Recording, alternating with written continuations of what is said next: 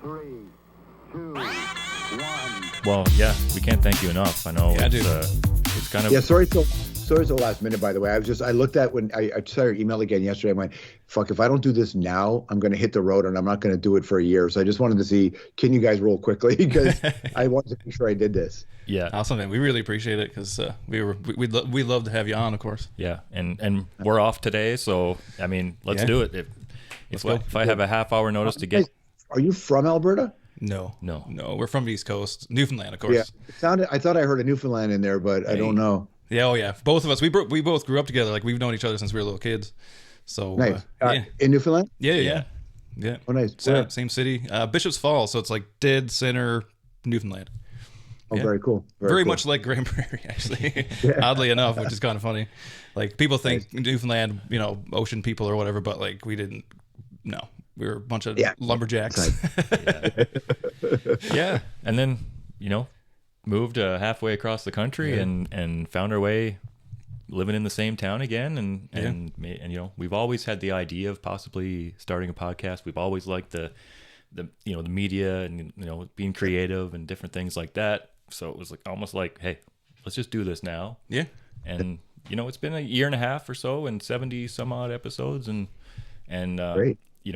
Early on, like we would talk about MuchMusic and how, like, kind of started how, like, us talking about our childhood, what raised us, what we grew up on, things like that. And we would just throw it out there. Wouldn't it be great, to talk to some of these people? And so, I'm totally honored to have you here. You've been a huge inspiration, a huge figurehead in our lives, and for sure. to follow your career. So it's been, this is a full circle moment for sure for us. Yeah, man. It's awesome. Happy to do it. Really Thank appreciate you. it. Really appreciate it, man. So yeah, like I guess I can start. I mean, like, how are you? How's everything with the fires been affecting you? You're good? Everything's good? Yeah, I'm good, man. I'm good. We didn't get evacuated here.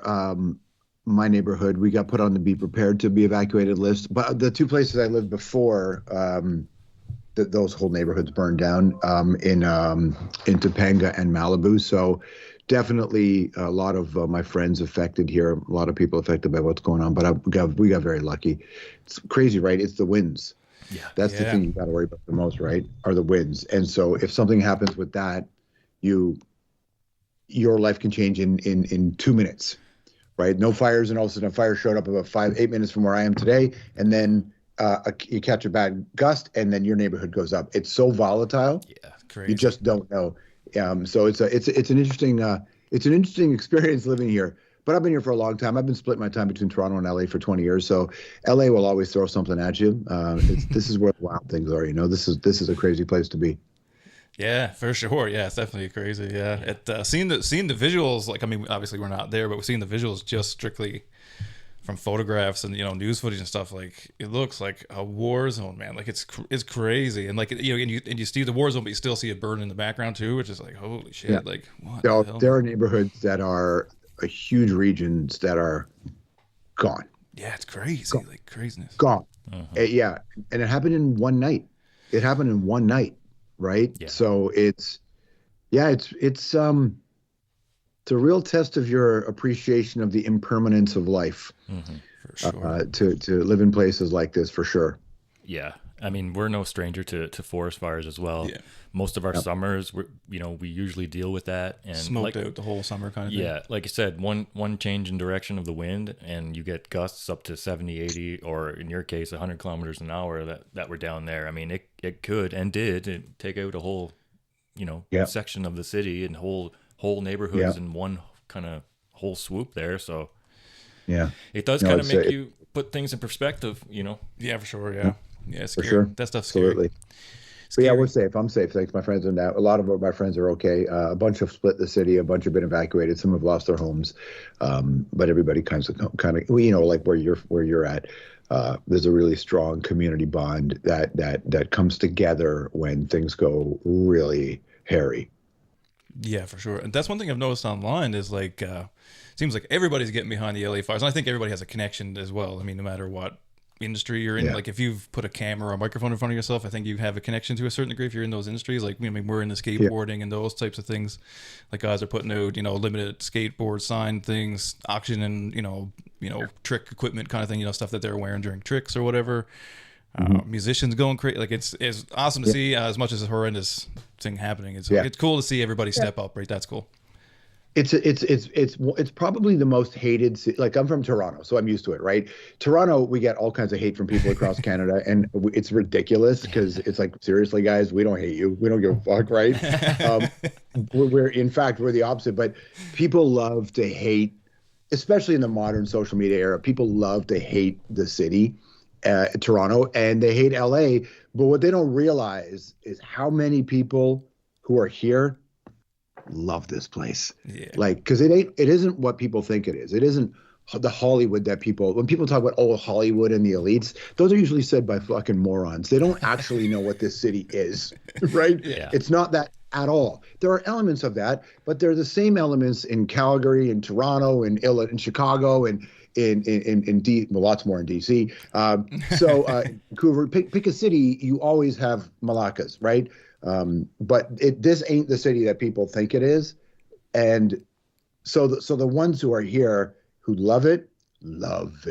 And it's a big part of the identity, because this is a great place to get everything you need in the world, good and bad, right? It's a good and bad city in that respect. So people came together for it because the devastation, it's the largest fires in the history of the city. That's pretty insane. Yeah, I think if there's one positive to disasters and things like that, it does bring everyone together, right? And like I said, I've been hearing things about maybe even like a fire kind of, like a music festival. Or have you heard anything kind of along those lines yet? I've heard a few things coming together, but nothing yet. It's because it's still happening. Right? Yeah, it's not. Yeah. It's things. I just got reached out to yesterday from somebody in Montreal who wants to do it, and somebody brought up something in Toronto. I'm hesitant to jump on things that happen right away. I think it's really important to let's just take a breath and see what's going on here. Yeah.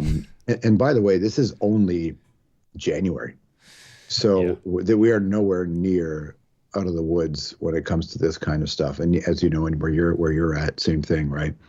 So I've heard rumblings, but nothing official yet that I've seen. But there will be tons of stuff because people they've lost everything. Yeah. Like thousands of people have lost everything. And that's one thing I can't really comprehend. I mean, not to that degree, whole life's work, just gone in an instant. And but I just kind of wanted to maybe thought you had some inside info or something. I seen Dave Grohl kind of do a little wink and nod that maybe he's partly involved as well. So, well, I mean they've been kind of underground for a minute, so that would be the place for them to play, I think. Yeah. People can kind of look past the personal bullshit and just, people need to be entertained and people need to get their mind, For sure, yeah. Big rock and roll show. And they need money raised. Yeah. I mean, I can't believe the totals I've heard already, like hundreds of billions of dollars. So they're going to need it. I mean, it's just, it's crazy. Like looking at the visuals, it's insane. It looks like, somebody just tossed a bomb in there and walked away. Like, it's crazy. Like, it astounds me. And like I say, and I think some of it is that the fires had got so close to us a couple times recently, like, kind of on our back door, like you relate to it a little bit more when it's kind of close and it's a little sticky. Yeah, man, I definitely feel for those people. And the whole, it's all rich people thing is nonsense. Like people live everywhere, like chill out. So like it's really, I'm super unfortunate and it's crazy that's still going on. You know what I mean? Like the whole thing is crazy. Like it's, It really is. And there's the kind of the joke that I say to my friends about LA is that if it isn't the fires that'll get you, it's the earthquakes. And if it ain't the earthquakes, it's the mudslides. And if it isn't the mudslides, it's the crime. And if it isn't the crime, it's the cops. Like there's always something here that you have to keep your head on a swivel about but we get these beautiful canyons. We have the ocean.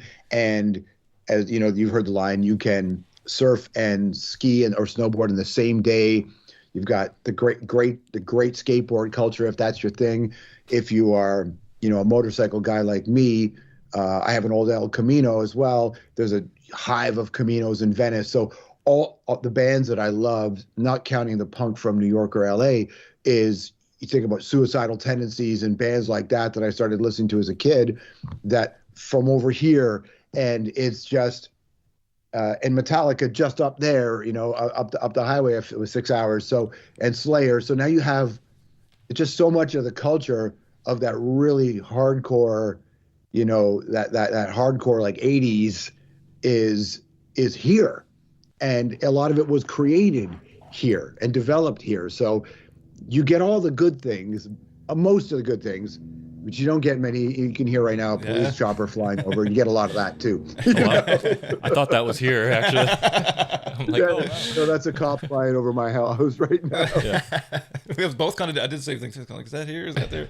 So when you were a kid, like you said, and you were listening to these bands, did you have LA in mind? Like, I want to be there someday. When I was I'm one of those kids who grew up really, really, really, really poor, like below the poverty line kind of poor. And so and obviously it was an era where we didn't have computers in my home. I didn't get a VCR, didn't have video games. So when I was a kid, I read a lot and I listened to a lot of music. And so my imagination, I definitely seeded my imagination from a very, very young age. And the really lucky thing about my home, I was raised by a single mom who is amazing and pretty hardcore, is my mom's very religious, and I'm obviously not. So I found a way to build my own identity very young. So I wasn't following a path in my home very young. I rebelled against everything to a fault. Some of the shit now I sit back and think, that she was right, but as a kid, I was just built around rebellion, and I remained that way.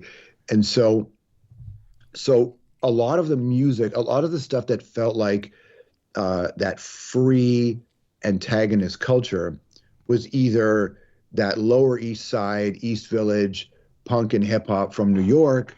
Obviously Brooklyn, and the Bronx, I get all that. But a lot of it for me was connected to East Village in New York, and a lot of it was connected to LA. So when I was young, I was very much attracted to both those cities. And also I got a job as a teenager at a movie theater. So I was an usher for 7 years. And so movies and the movie culture is ingrained in me. So I know as much about movies as I know about music. And I love where the wild things are. I love where the crazy shit happens. I love where artists go make counterculture stuff. And for my age group, a lot of it was here. This is where Neil Young moved, right? So when I was a kid, I heard Neil Young moved here. I was like, well, I guess I'm going to get in the car and drive to LA, which is what I did when I was 18. I got in a car, I drove to New York, and I drove to LA. And so I'll never leave Canada. I'll never leave Toronto. I'm a Canadian boy full on. And I think part of the reason I love LA so much is because I'm Canadian. And I think this is built for people who aren't from here, right? Mm. And most friends here are Canadians, and most of us find each other here. So to me, this is just another Canadian city, just living in an alternate reality level of a video game. But yeah, no. And so I always knew I was going to be, London, I think, is next for me. I've lived in LA. I've lived in New York. I've lived in Toronto. I've lived in Kelowna. I've lived, places around the country. As a kid, I thought maybe one day I'm going to live in Montreal because I'm a Habs fan. And then I thought maybe one day I'm going to live in London. So London, I think, is next for me as an experience. I just want to squeeze the most out of life, man. This is it. I think that's right. The older I get, the more I realize that we're conditioned to play it safe, and I just won't do that. I want the full experience. And so to me, the full experience, for me, it's not true for everybody, but for me, the full experience is going out and living in different places and meeting different people and experiencing different cultures and learning, and then always have your home base in Toronto or Canada, wherever you're from. But the world is here. I don't want to go to my grave having just done one thing. Yeah. So I always knew LA was going to be a part of it, and New York was going to be a part of it. And I always knew Toronto would be home. Those are the things that are always a fact to me in my heart.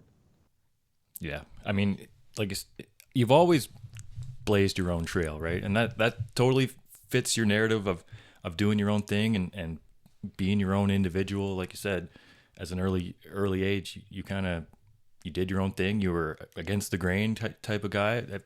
Yeah. So, well, I think also I got lucky in that my brain chemistry, aligned with the time we were in. So if you think about, if you're feeling like, when you come from a single parent home and you grow up poor and you're in rougher neighborhoods, you grow, especially boys, we grow up with an anger in us, right? And there's a kind of anger that you have to figure out how to manage, or becomes an adult male rage, which I think there's no evidence in history that that's a good thing for people, for themselves. It's bad for you. Right. And so I'm a big believer. That's why I know people hate my politics, because I'm way more left wing than most of them. But what they can never, ever, ever criticize me for is not understanding what this is really about, which is making sure that we're okay, especially for dudes as we get older and we get attacked by everything. So when I was young and I had that kind of anger, and I'm an introvert, but I'm one step further. I'm very antisocial. I am to this day very antisocial. It's not part of my wiring to be a very outgoing guy. I had to learn that as a second language. And so my brain chemistry had all that stuff. But at the time, if you think about it, from the age of 5 to 15, really formative years in my life, all of a sudden I'm watching Taxi Driver, the movie. I'm reading Stephen King because they're coming out. It's the Sex Pistols, the Clash, Slayer, Venom, Metallica, the Beastie Boys. You have the post-punk stuff that was coming out. You have Minor Threat and Fugazi, right? You have the Misfits.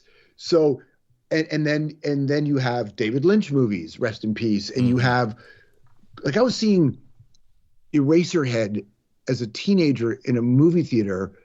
I was never the kind of kid I wasn't reading comics trying to get into, I wasn't into, I like Spider-Man, but I'm way more connected to I watched Night of the Living Dead my mother couldn't afford a babysitter, so she would drop me off at a public library, right? Wow. And the library would keep an eye on me. And I remember following some adults behind this curtain, and they were screening Night of the Living Dead when I was like 7.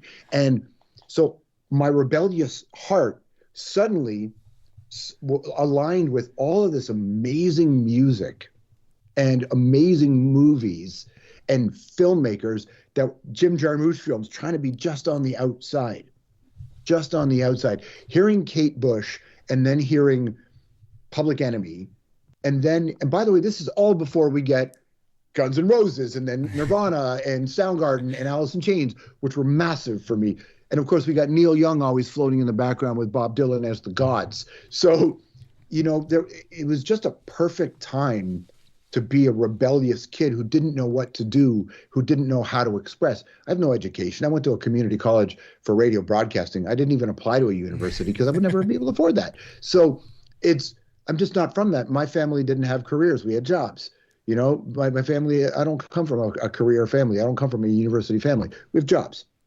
And super blue collar and lower on that social strata. Then you realize, listening to punk, that like metal made me realize that I was going to be okay, and punk made me want to make sure that you were going to be okay. So those two genres really, and then then the Suicidal Tendencies stuff happened, the band, and they were the perfect bridge between the two. And the Misfits and Suicidal were perfect bands for kids who love punk and metal and Zeppelin. And you just kind of went, okay, well, shit, I guess this is who I am now. And I think it completely saved me. No word of a lie. Now, look, I have an amazing mother who was a great loving heart, and my Uncle Paul, who's the one who introduced me to Dylan and Neil Young and Tom Waits. So obviously he brought the art to me, but the alchemy of all that was crucial. It's why I've built a living around music, because I know how important it is to somebody who doesn't know where they belong. I know it matters, man. It's more than just a song. It's a relationship. Yeah. And and it's so awesome too, to be such an introvert and to put yourself outside of that box and to put yourself out there. How did you feel like when you got to meet some of these idols you had as a kid? Pretty cool, man. Yeah. Like I never take it for granted, and I got to go for a walk with Joe Strummer. And dude, listening to Joe Strummer with that voice give you his worldview. That's like, for a guy like me, that's a really, really big deal. I got to hang out with Stephen King and talk to him. I got to talk to Gore Vidal, who wrote these really powerful works. And I got to hang out with Maya Angelou, who I remember buying one of her books at a garage sale when I was a kid, and reading that. I grew up in a neighborhood that was very ethnically diverse. Everybody was immigrants, and most people in my school, myself included, we're the first people in our family that were born in Canada. So it's a version of Canada that rarely gets the right kind of attention, I think, or the right look. And so the garage sales in our neighborhood were epic. I was buying Eldridge Cleaver books and John Kenneth Galbraith books. So I was learning about the economy at 12 and reading, books about, incarcerated Black Panthers when I was 12 and 13 and 14 years old. So all of that. So I got to meet a lot of them, and I loved it because I never fake it. So I was really connected to what they did. But meeting Joe Strummer, and I got to tell you, hanging out with Johnny Rotten from the Pistols is the best, because Johnny is the same.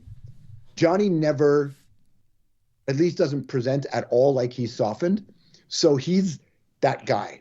And of all the people I've met who are the closest to that guy, it's Johnny Rotten. And even though I don't agree with a lot of the stuff Johnny Rotten stands for now, I have a lot of respect for the fact that he is him.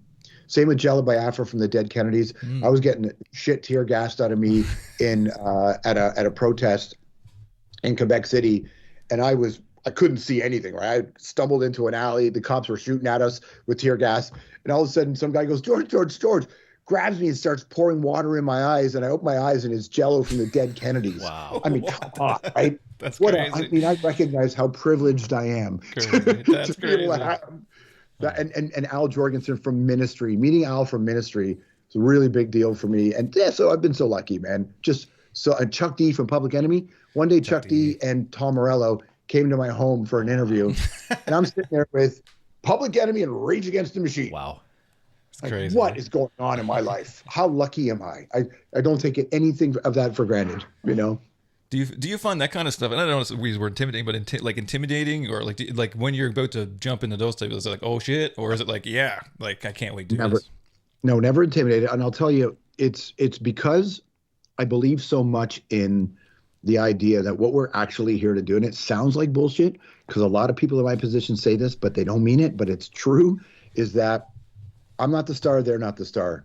What really matters is the person who's having a terrible day today, who chose to watch this. Are we showing up for them? Guys who hate us or like us, doesn't matter.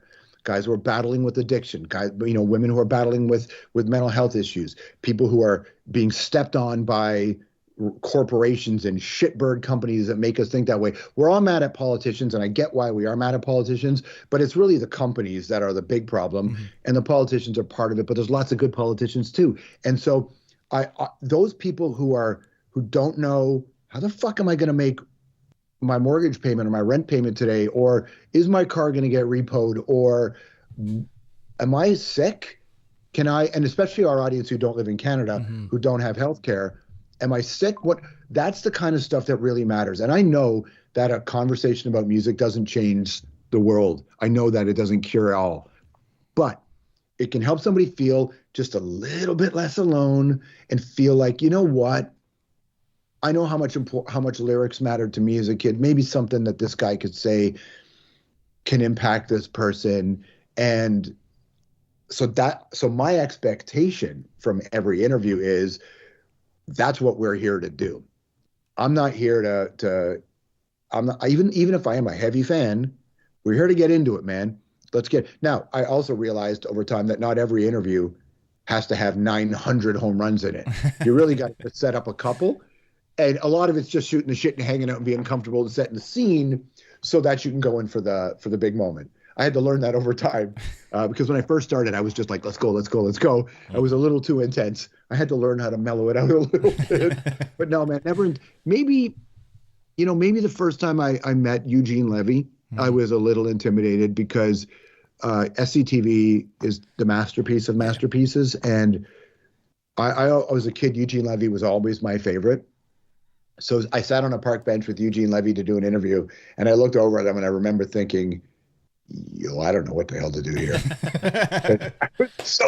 And I remain an eternal fan. I'm an eternal fan of Eugene Levy.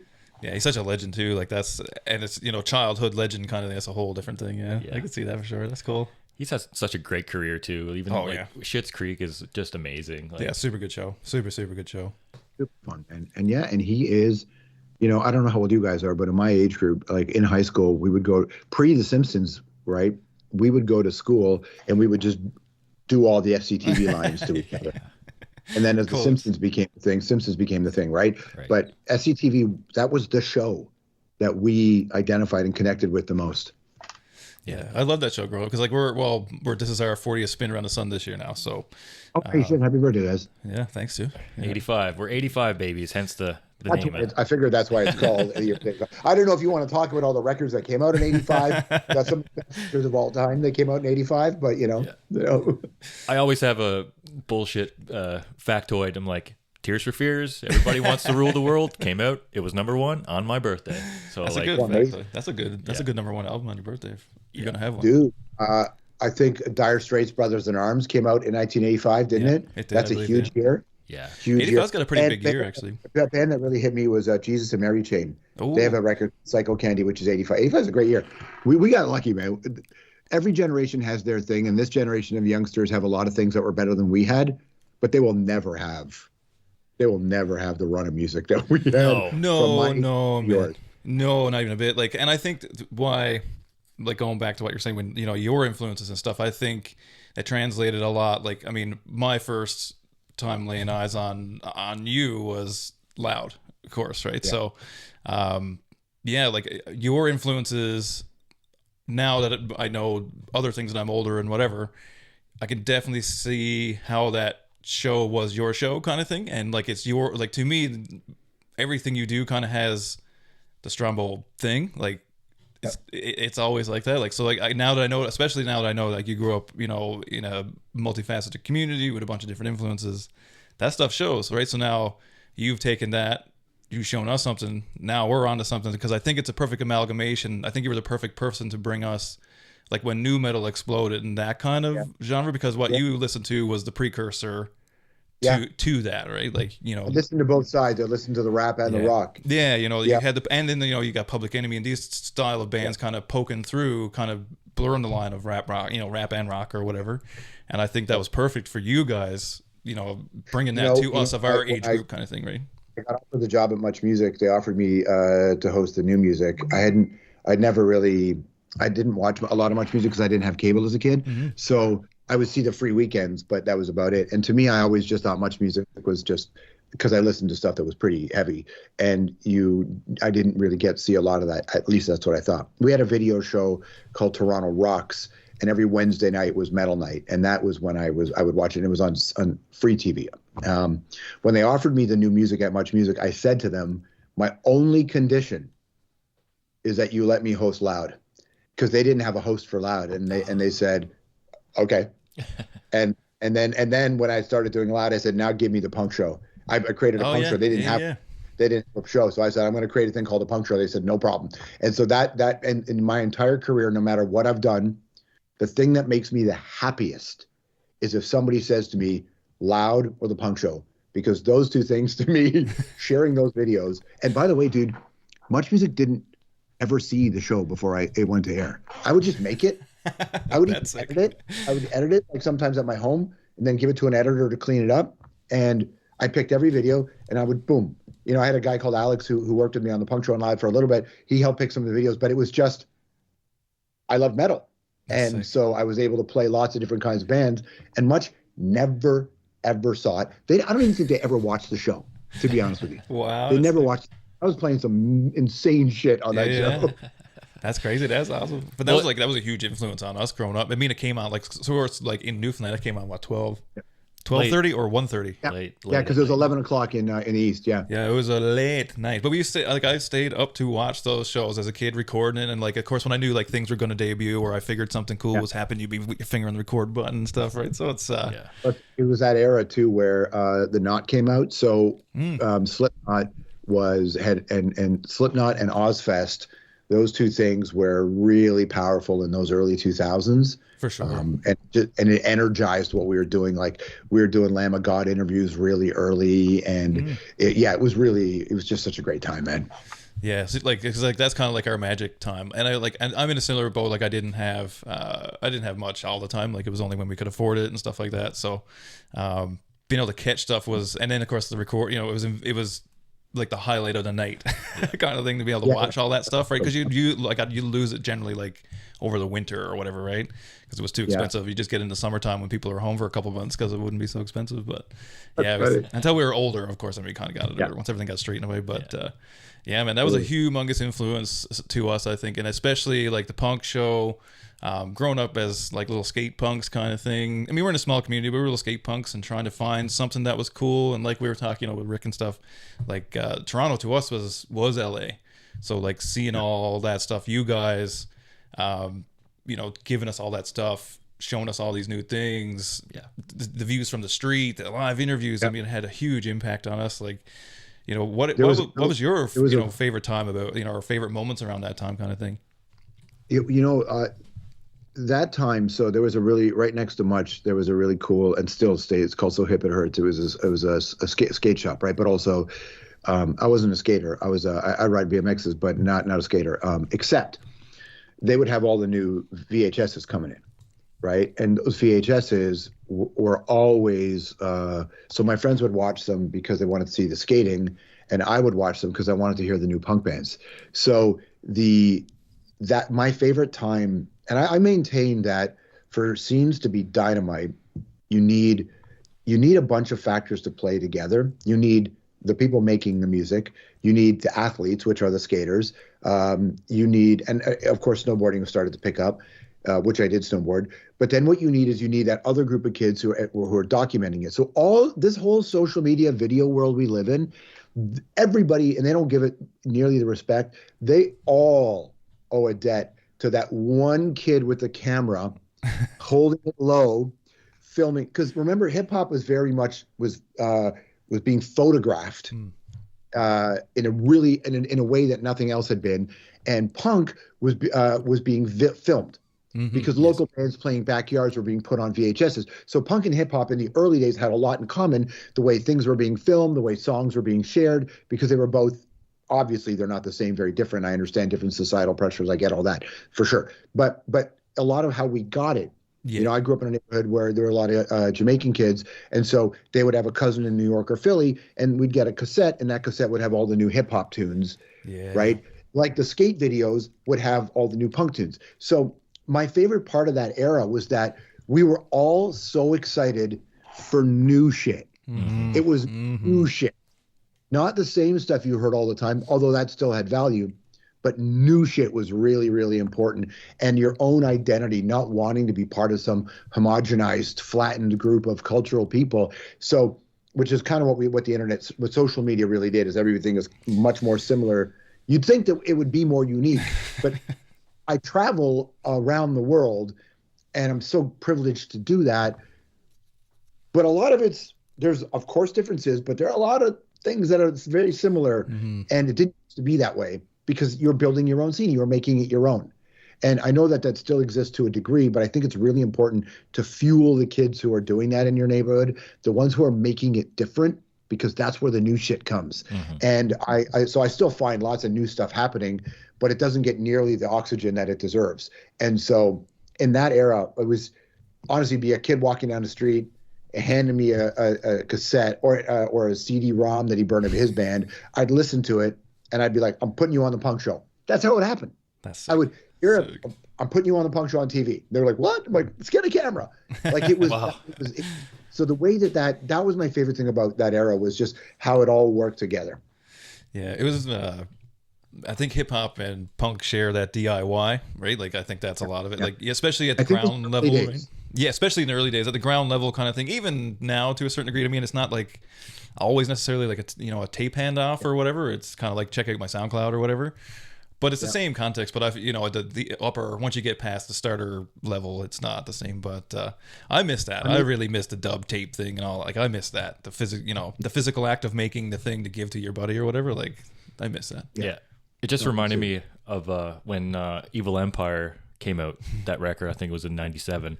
But like my friend had a copy of it and him running up to me at recess. I think it was in grade 6 or 7. And it's like, you have to come over after school and listen to this. Like, that's how things got shared. Like, I miss that, like, passion about, like, having a CD and, like, we need to go listen to this. Wait Whereas, for it like, to come out. if someone just sends you a link to something, you can just scroll past it and not even really have that same kind of... Yeah. I still remember being 12 years old in high school, in junior high, and I had $5 and I bought a bootleg cassette and I went home and I listened to it and it was Metallica. And it was Kill 'Em All and Ride the Lightning. I paid $5 for those. I got Ride the Lightning, Kill 'Em. Damn. Actually, hold on. Sick. Holy. There's the Ride the Lightning. There's my Slayer haunting the chapel. Yes.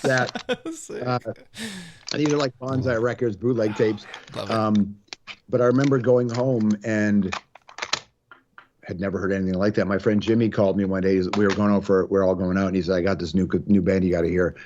He had this really, the kind of old metal cars where the floors are so rusted the fumes are coming in. He had one kind of cars, and he had a cassette, and he put on it was 5 guys packed in this small car, and he played the first Rage Against the Machine tape, and holy smokes, man! Yeah, absolutely epic. Yeah. Yeah, Rage Against the Machine was a big one. That was like my first. Same thing. I've told the story many times, but my good buddy who passed away a while back, but his brother was kind of like the source of all the music kind of thing. He was the one who had a couple bucks to buy the CDs kind of thing, and then he would just dub us tapes. But he handed me Rage Against the Machine, like the first one, and then Blood Sugar Sex Magic on the backside.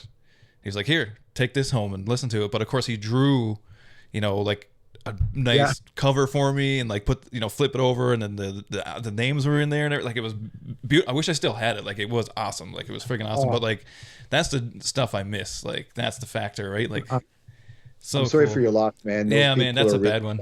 Yeah, it's really special in your lives when you have people like that. Yeah, he was a big influence on my stuff, but yeah, unfortunate things happen. I mean, it is what it is. But yeah, he was a huge influence on me as well in terms of music wise. Of course, he had his older brother, which helped too. So like he would have been around your age, I would assume.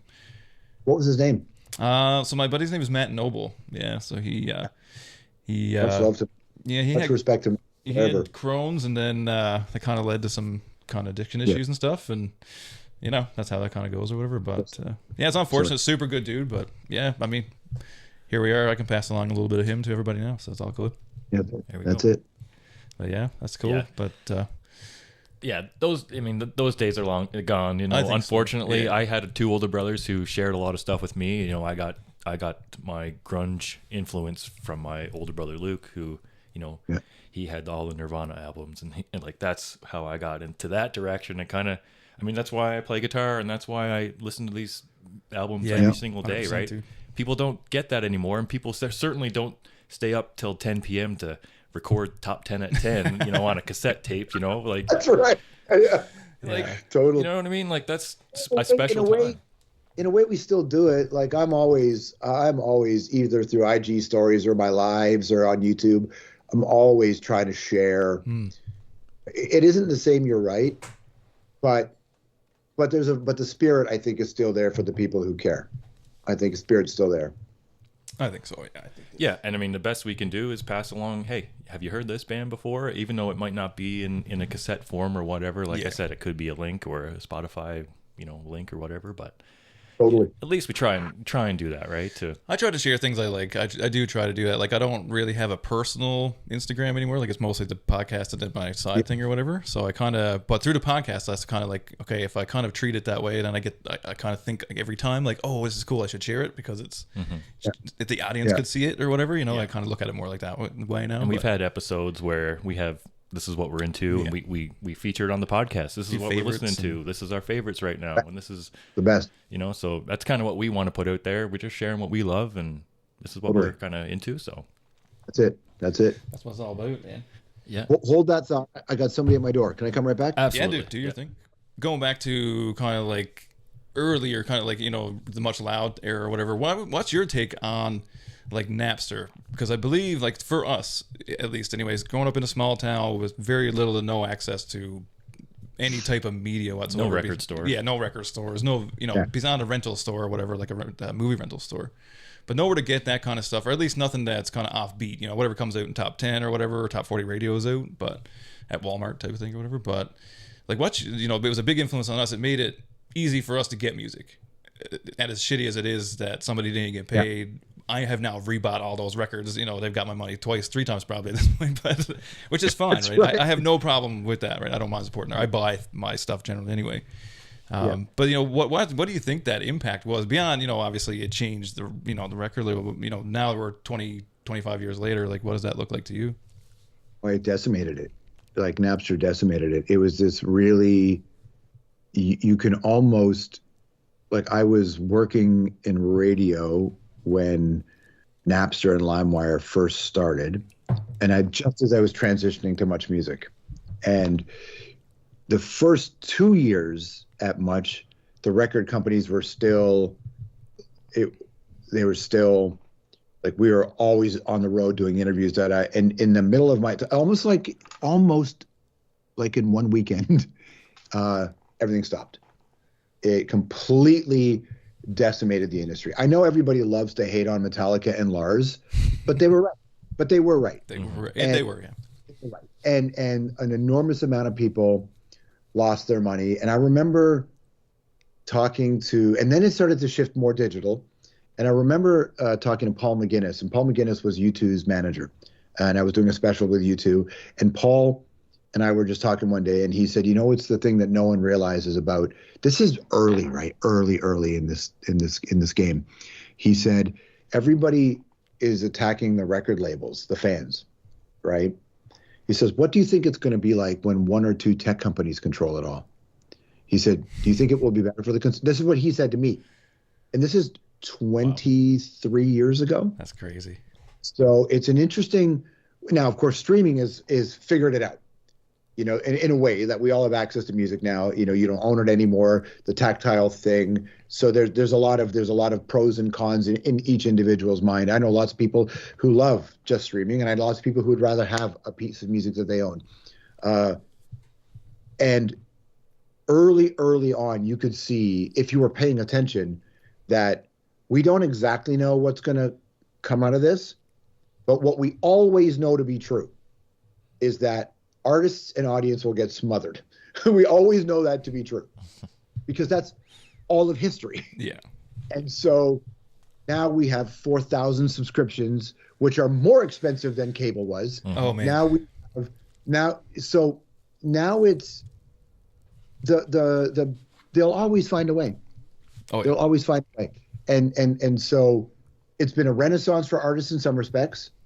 SoundCloud was great for this, right? SoundCloud, Apple Podcasts are great for this. You can make a thing and put it up.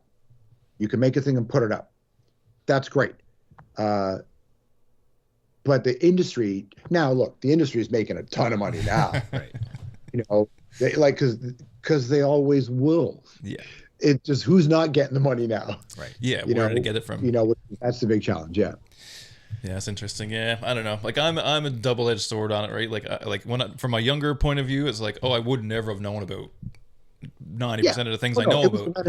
It was a renaissance. That way, it was like crazy. Like in terms of, you want to just look at it from an art point of view, type, or whatever, like that kind of thing. It's like that was amazing. Now that I started in the music industry, I went to school in 2006, so I kind of started to get involved, and of course now I'm taking business courses and starting to really understand the nuts and bolts of it. And it's like, I was being a dick by supporting, Napster, in that way. And not to say I would take it back, because I definitely wouldn't, but it was like, holy shit. What I mean? It's one of those moments where you have to sit back and just say, I'm glad I did it, but I can acknowledge it might have been wrong. Definitely, yeah. and that sucks for artists. I mean, that sucks for, it really did decimate it for artists. It really did. Yeah. Now where we live in a world is where artists can be independent and make more money than they did back then, but a whole confluence of events have to happen for that to be the case. Yeah. Artists have to be marketers. Artists have to be everything. Yes. They don't want to be. I totally understand that. It's the world we live in now, and a lot of artists who are able to do it they're buying, guys are buying $10 million houses just on SoundCloud money, right? Like, for being SoundCloud artists. And so the industry kids will always find a way to make the thing work. Then the industry will always find a way to snuff that out. And then the next group of kids will find a way to make it work. And then the industry will find a way to snuff it out and so they can keep the money. Because it really is just about them wanting to keep all the money and making sure you only get a little bit. Yeah. That's why in sports lockouts, I always side with the players. And I watch people all the time go, oh, the players are greedy. I was like, bro, the owners. Yeah. They hate communism. They hate communism, socialism, except when it comes to being bailed out to build their own arena. Yeah. Right. So, and sports, so they love a salary cap. They love a salary cap because it keeps it. So I will always side with the working person. I will never side with the other side. I agree. And I agree. they'll always, and they've just convinced us to fight each other over this dumb shit. Right. So I'm always looking for the kid that figures it out. And I think that's what propels it forward a lot. And like I say all the time, like the music, there comes a point, and as much as there is music out there for you, it becomes music for the kids eventually. Like, that's the point of it. That's my opinion, at least, is like eventually it becomes back for the kids. Like, it's not for me anymore. I'm 40 years old. Chapel Roan and whatever. It's good music. All that stuff. I like it. It's not that. It's just, it's not for me. It wasn't built for me. And the way it's marketed is not for me. I follow this Instagram account called Showlist LA, and what it does every day it posts all the free concerts in LA that day. And most of them are metal or hardcore or punk or something like that. And it's all kids, right? Yeah. I go down to a lot of those shows. I go by myself because very few people I know want to go to these shows with me. And I watch this hardcore and punk and metal, and it still works, man. I'm still down because it's the energy that I love, Yeah. And there's shit that most people will never hear. It'll never break through, but like there's a band called Cancer Christ that are unbelievable. And Cancer Christ can never be a big band based on the imagery and the lyrics and all that. But whoa. But in their world, they're sick. It's the sickest. It's the sickest in their world, right? Yeah. So fair warning, don't look up that band if you're easily triggered. I will definitely be checking it out when we're done here. Yeah. Yeah. Like, do you often go to those? Like, I mean, if you're in LA, you have to have been obviously Rainbow Room, or Rainbow, Roxy. and then Viper Room, Roxy. You know what I mean? Like those places. Have you seen any like bands who I took saw the next level? KRS-One. I saw KRS-One on stage at the Whiskey, and growing up, I was a big Boogie Down Productions fan and KRS-One fan. And when he sang "Sound of the Police" in LA on stage at the Whiskey, it was pretty fucking rad. I definitely. But most of the shows that we see now are either in like some downtown bar or club. Not club, but bar, or it's like a warehouse, but then behind the warehouse, there's a 15-foot by 30-foot piece of dirt and grass, and you will show up for that concert, and you'll find out that it's actually somebody's birthday, and that you don't know it's somebody's mom's birthday, and then they put on this concert, and 40 of us or 20 of us will show up, just watch this wicked noise punk band. And then happy birthday, and there's a barbecue, and then you go. That's what's rad about a place that doesn't get snow, right? Yeah, you can do shit like that all the time, So I definitely still go and do that kind of stuff all the time. I've gone to the bigger places, but I realize that I almost never go to big concerts anymore, like almost never. And I went to see U2 at the Sphere, and I'll see big bands play big shows, but not nearly as much is I go and watch, I went to see a band, man. They were called Bitch Jagger. And the bass player had 2 strings on his bass because that's all he needed. Oh, and wow. I watched it and I went, yeah, this is because I love music. Yeah, I love music. So this is what I want to see. So I still will see a big band, but not nearly as much as I will just go to a random show last second. Also, it's partly because I don't want to make plans. So I want a last minute look on my Instagram and say, who's playing tonight? I'm going to go here. And that's it. I make the decision in 2 minutes. I'm in the car. I'm at the venue in 13 minutes and I'm inside. So 15 minutes from my couch to this random punk show downtown. That's the kind of life I want to lead. Yeah, I like that. I like it. So I guess talking about that, not wanting to leave your home, I'm assuming that's probably where House of Strombo must have came from. Like, where did that idea come from? Because I personally think, number one, shows are wicked. Bands are wicked. You know what I mean? Like, everything about it is wicked. But where did that come from? Where did that all start up from? Before I worked at MuchMusic, I worked at a place called The Edge, which is a rock radio station in Toronto. And we broadcast from a storefront studio in the Eaton Center. So we were right on Yonge Street. Oh, yeah. So I was about 24 years old when I started to work there. And it was in that mid to late 90s era. So Chris Cornell would come in. Green Day would come in. These great artists would come in. Chuck D came in, and Ben Harper, and these bands I loved, right? They'd come in, and we would interview them at the storefront. Kid Rock came in before he was Kid Rock, and I remember Bush came in, and then from Detroit, all of a sudden a limousine pulled up, and Sergei Fedorov and Anna Kournikova showed up just to come watch them in Toronto. Like it was that kind of open air thing, and people in the audience could just walk in. There was no ticketing, there was nothing. You just hung around with us, right?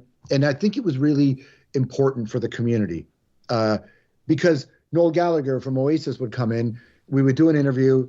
I'd play a song. He'd have 3 minutes. He'd go sign autographs, take pictures, talk to the kids. Same with Trent Reznor from Nine Inch Nails and Silverchair. These bands would come in, Chris Cornell, and then they would take pictures with the kids, and I would see the looks in the kids' eyes of just what this meant to them, right?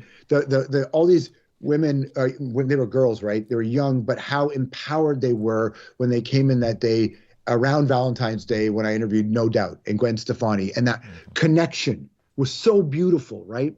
And the way, the kind of person I am, I walked in there was like these ropes around the studio. I took the ropes down, and people would just come and hang around the desk. That's sick. We were all young. We were just babies, all of us, myself included. So we would do the show, and there would be people all over. It was like a punk hardcore show, but on the radio, right? And so that's when I first played A Simple Plan on the radio, because a kid that I knew brought in a burnt CD of their first song, and they didn't have a label. They were nothing. They were just a kid, and they had I'm Just a Kid was the song I played. Wow. So crazy. Some 41 were 17 when they came in. Protest the Hero, Alexis on Fire. All these bands were coming in. So that's what was happening at The Edge. And then I left The Edge and I went to work at MuchMusic, a little bit more controlled, but still Queen and John, big windows. People would come knock on the window. I'd give them a tour. All the VJs would, Rick would, we would all do it, right? And so I grew up in this business understanding how important it was to let people be close to their artists. So one day I was walking down Yonge Street and I passed the old radio station, which is like some bullshit home sense. It wasn't home sense, but it was like something one like by a spatula. Yeah, it was like a temporary dollar store kind of vibe. and I made a right turn, and because the radio station moved to another location where they said they had that same vibe, but they didn't. And I made a right turn onto Queen Street off of Yonge, and I walked past, because I still live right by both those places. And I walked down Yonge, I passed the station, and I was like, oh, wow, here we go. And I made a right onto Queen Street, and I walked past MuchMusic, and they were no longer doing that. It was, I think, some daytime talk show or something. And I remember being angrier than I should have been. I remember feeling like, you guys, you don't know how hard people worked to make these two stations really important in their community, not because of us, but because of the audience. You don't understand. I got mad. So I got on my phone, and I called a buddy of mine. I said, hey, so I'm going to invite a band to play in my living room, and I'm going to let strangers in. And they're like, what? I said, yeah, fuck it, man, because I would just walk by The Edge, and I just walked by Much, and they blew it. And I was so mad at them. So I said, I'm gonna, and I said, who are you gonna ask? And I said, I'm gonna ask like Against Me and the Cult to come play. And that was it. And they said, well, you can't let people in. I said, of course I can. We're gonna do it. So I go to Coachella and I see the Cult. And I have one of these passes that lets me get backstage. So I go backstage and I see Ian Astbury from the Cult, and they say, dude, I'm going to start having concerts in my living room, and I really want you guys to play. And Ian Astbury said, yeah, fuck, we're in. No problem. Sick. Next time we're in Toronto, we'll do it. That was it. And so I went, okay, cool. So shit, now I got to do it. So I asked a couple bands to play, but one day I was in, I got a call and say, hey, Jimmy Eat World will play your living room with an audience. I said, cool. So I go, I'm in Montreal that morning. You love Jimmy Eat World, and you can be in Toronto this time. Meet me at this park. I'm going to let the first 30 people in. So I go on Instagram and I say, meet me at this park to the audience, right? Whoever. So I gave them an email address. I get a bunch of emails, and I had to kind of go through the emails to see who is somebody going to be crazy? Is somebody going to, and I looked at it and I wrote back a bunch of people, meet me at this park. So I show up at this park at noon, and there's a whole bunch of people there who just, and we haven't done this House of Strombo thing yet. So they didn't expect me to show up. And I show up and I was like, hi. They said, hi. I said, here, come with me. And we walked around the corner. I said, this is where I live. Come on in. We came in. I went, here comes Jimmy Eat World comes up from the basement and plays a concert in my living room. Wow. And so, Sick. and people's reactions were I'm dumb about a lot of things, but the one thing that I think I'm not particularly dumb about is the human experience. And I could see, I've interviewed a lot of people, right? So I've been lucky enough to see how human beings interact with each other. And I looked at how people were connected to this moment, and I thought, fuck it, let's just keep going. So then I started to ask other bands, and of course, a lot of bands said no. And I was down in LA, and I bumped into the guys from Behemoth, and I said, you need to do my show. And they're like, nah, cool, but whatever. And then they saw the Cult video. And we asked the Kills to do it, and their people said no. But then they saw the Cult. We invited one of them to the Cult concert. They saw that, and they went, we're totally in. And then I asked Steve Earle to play, because I knew Steve Earle. And Steve Earle said yes. And Gordon Lightfoot shows up at my house. Wow. Because he wants to see Steve Earle. Oh my gosh. And then one of my guys told Gord that it was happening, but hey, by the way, I know you knew Steve Earle. He's playing. So all of a sudden, and then I started putting on social media, and people were going, what's happening at your house? And it was strange. It was like, so people would walk in the house, and they would be, where's the bathroom? And I was like, it's upstairs. So people would be they'd go, my bathroom. And then they would, and occasionally, I think a couple of times somebody would steal a thing, but it's just stuff. But honestly, in the 500 shows I did at my house, maybe only a couple times did something get a little bit strange. We had no security for most of them. One night, 4:00 in the morning, I got a crazy thing happening at the house, and the cops show up, and maybe it's 3 a.m, and the cops show up, and they're like, Strombo, what the fuck's going on in here? Everywhere. And I said, guys, I get it, but Jackson Browne is playing a concert right now in my living room. And the cops went, Jackson Browne, can we come in? Yeah. So they showed up and they started watching. Oh man, That's incredible. And I think the fact that it was my house is that I put skin in the game. Mm-hmm. I remember one day at like 10 in, my doorbell rings, and I walk out, and it's Scott Weiland, and he's like, hey man, can I use your shower? And I was like, yeah. So Scott, it's just like, I think my passion for music is obviously what it is, but what's as important is sharing it and letting people. So that's really how it all started. And there was one video in my mind. I remember, I'm a big Against Me fan, and I'm an Against Me fan from the beginning, right? The very beginning. And I remember interviewing them on like their second record. I love Against Me. And I always had this video of seeing this weird concert where people had gathered all around Against Me on the floor. And on my brain, that's what I always wanted these to feel like. So one day we reach out and we tell Against Me's people, hey, they knew I was a big fan. George loves this band. Here's what we do. You're an inspiration. Can you do it? And Laura Jane said yes.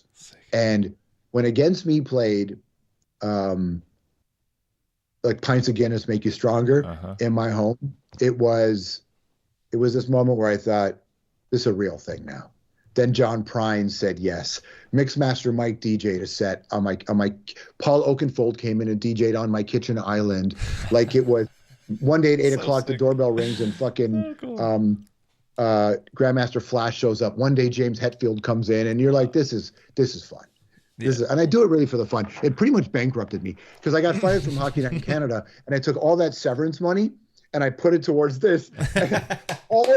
all of the money that Hockey Night in Canada had to pay me, all of that money. So I would do a playoff. I would do the playoffs. And in my head, I'd be like, God damn, I hope this game doesn't go to overtime because I got 100 people at my house and I got a band ready to play. So, the game would be like, it's over. I'm like, okay, game's over. Thanks, guys. I loved Hockey Night in Canada, so I took it seriously. But in the back of my head, a double overtime, man, the show was going to start late. I would honestly finish an overtime playoff game. Peace, guys. Go in the dressing room, take off that suit, put on my jeans, get on my bicycle, ride home, start the gig. It was just like crazy madness all the time. Like just that concept alone just seems unimaginable. Like, I'm going to have these people playing in my living room. Right. Yeah. And it's like I said, the experience alone for those people, those 30 people at the very start, like to probably every single person who's been in your home, they probably still talk about that to this day.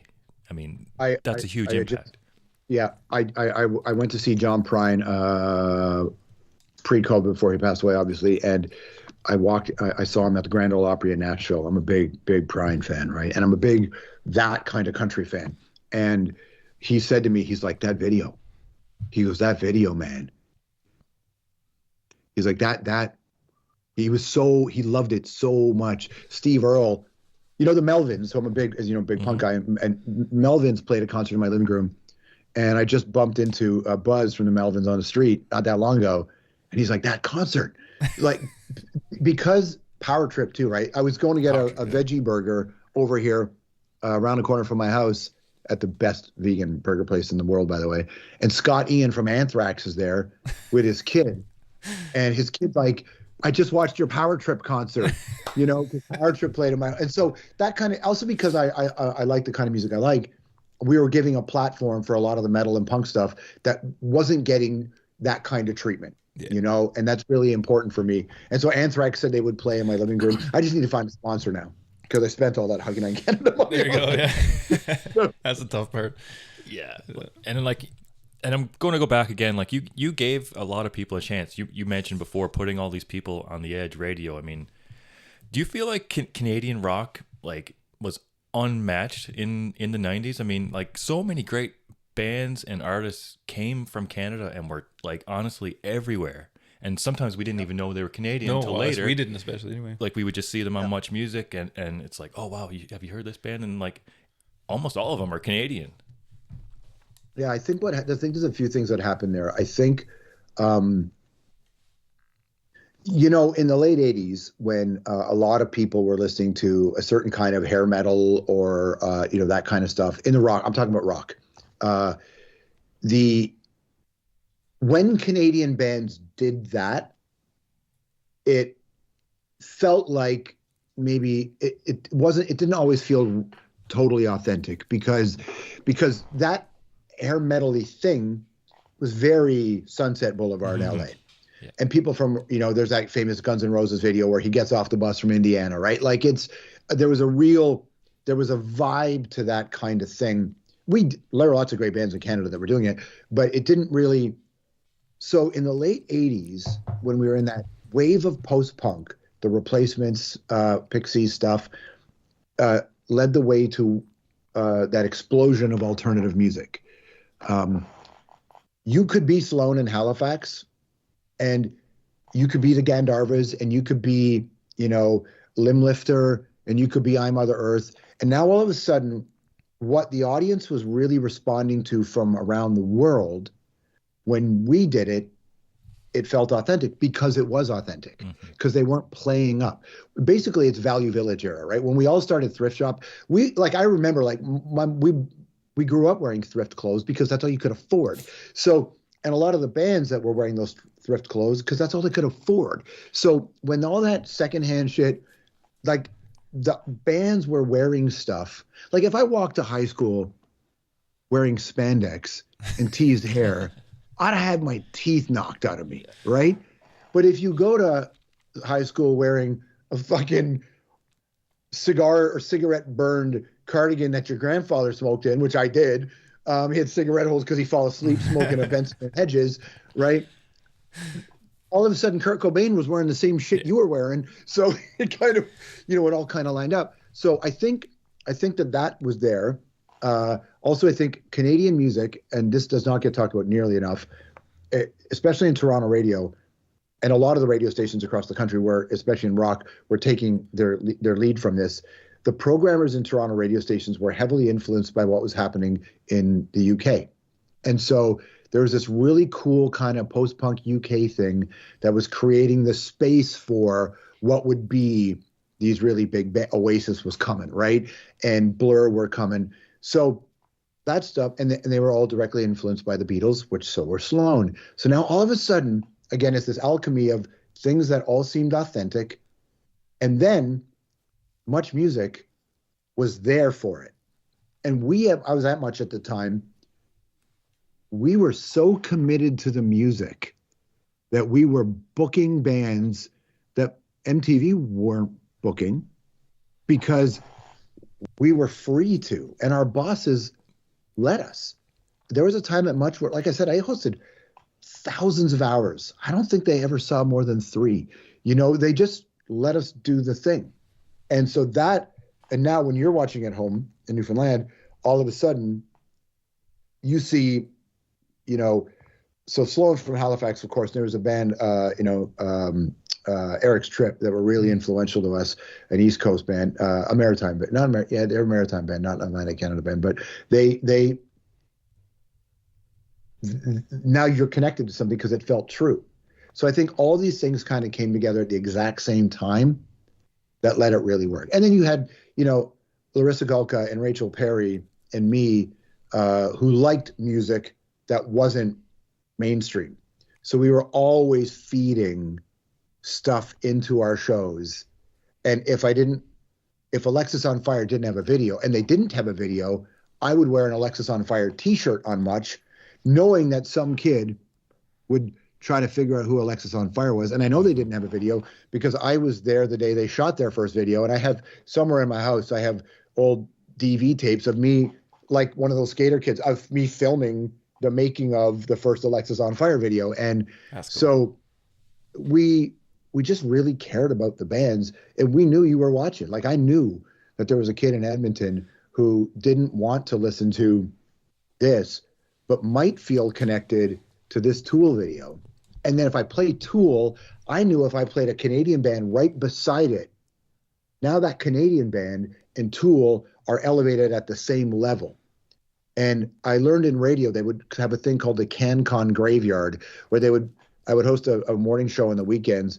And the first 3 hours, we played 33 songs and 31 were Canadian because they were trying to bury as many Canadian songs as they could to meet their requirements. So I knew that was kind of against the spirit of supporting Canadian bands. So if I put a Canadian metal band on the same, Slaves on Dope from Montreal, after I played a Ministry video on Loud, now they're equals. And the hip hop shows were doing that at Much. That was really important to us, right? Really important to us. So that when you were watching across the country, and this what's fucking crazy to think about it, guys, is we're just in our 20s, man. I don't think we knew what we were doing, but we knew what we wanted to accomplish. Yeah. But we were just children. We were just kids making those shows at MuchMusic at the time. Well, we're living proof of it, right? I distinctly remember when Alexis on Fire debuted that Pulmonary Artery video, and I was instantly online. Hey, you guys, you got to check this band out. Alexis on Fire, you got to check this band out. I'm writing on ICQ at the time or whatever it was that we were doing, but It was freezing cold. It was ice cold in Toronto that day. There was the restaurant, the Keg Mansion, it was this old mansion in Toronto that had been turned into the Keg, and right beside it was this essentially abandoned home in Toronto on Jarvis Street, and that's where they shot it. So I was working at Much at the time. I remember a bunch of us just showed up at Much. Or not at Much, and there was like my buddy Dunner from Vancouver who's doing radio there. We just kind of went to this house. And it was freezing cold, and they're like, they set up shop in this room, and I guess we're going to do a show now, and that's how it happened. That's amazing. Super cool. And like you said, you guys had the freedom, and shout out to Denise Donlan who let you guys have free reign of the place, right? Do your thing. Yeah. Super influential. You got to. She never questioned anything. They trusted you, and you guys had the best interest for the people watching and listening at home, right? You were giving them an experience. You were introducing them to something new. So that's what we appreciate, right? Like I said, we're living proof of that. So I'm grateful for that, man. I really am. And yeah, Much was, there was a guy called David Kynes and Denise Donlan who you mentioned. They let me do my thing. They hired me. I was a little bit more experienced. I had interviewed a lot of bands by this point. I have a work ethic that is to this day. Like I work 17 hours a day, easily 18 hours a day. And I still do. I've never lost that. Right. And at Much, I was there all the time doing stuff. And I think they trusted me. Also, the kinds of music we were playing, they didn't know anything about. And so they knew that if I said this metal band, if I'm playing this metal band, look, occasionally the producers would get in trouble for shit. I think the first time Tanya, who I work with today, a producer, brilliant, she put Guar on TV, and I think Moses Neimer lost his fucking mind. What the fuck lost his fucking mind. And she put Pavement on too, and he lost his mind. So there were times where you'd get in shit, but on my shows, I just did whatever I wanted. I just did whatever I wanted. But yeah, even as crazy as Guar was, I had my buddy Jonathan Kennedy. Shout out to him. He was the guy writing me. You have to fucking see this band called Guar. You've never seen nothing like it in your life. Oh, 100%. Yeah. Like I said, that was the thing. Like, it was, you'd see the thing, you'd catch the video, maybe you recorded it or whatever, who knows, or whatever, and then you'd just start passing it around, and you get to school the next morning. Hey man, like I was up at 1 and then I seen this video. Oh my god, it's so sick. Like I remember when the first time you played I Believe in a Thing Called Love by Darkness. I was like, hell yeah, like sold. Do you want to hear a story? Do you want to hear a story about that? How that happened? This is what's funny about that one.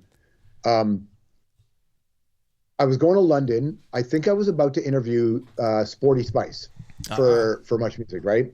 She was my favorite Spice girl, and my favorite Spice is for sure Pepper, but Sporty Spice was my favorite Spice girl.